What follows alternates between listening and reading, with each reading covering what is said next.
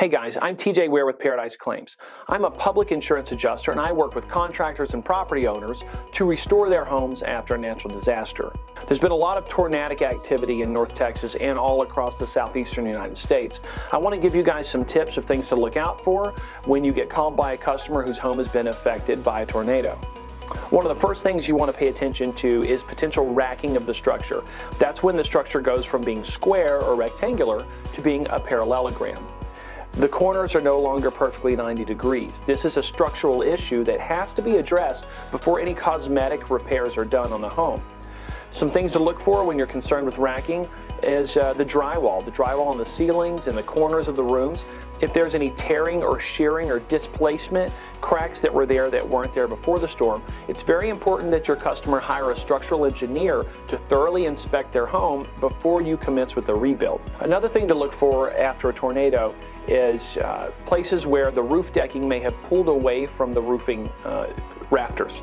In a high wind situation, increased pressure occurs on the side of the structure that's facing the wind, while a decrease in pressure occurs on the back side.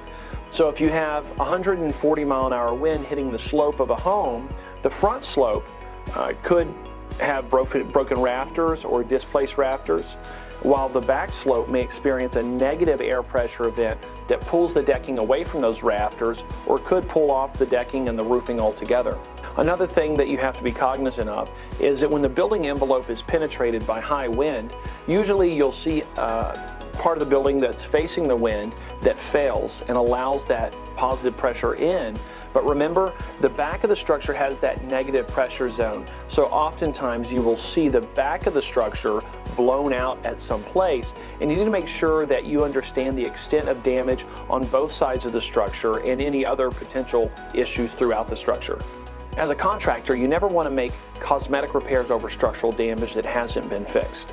It's important to call a structural engineer or a building consultant that can come in and assess whether or not the building has experienced any structural damage that must be addressed before the other repairs can commence.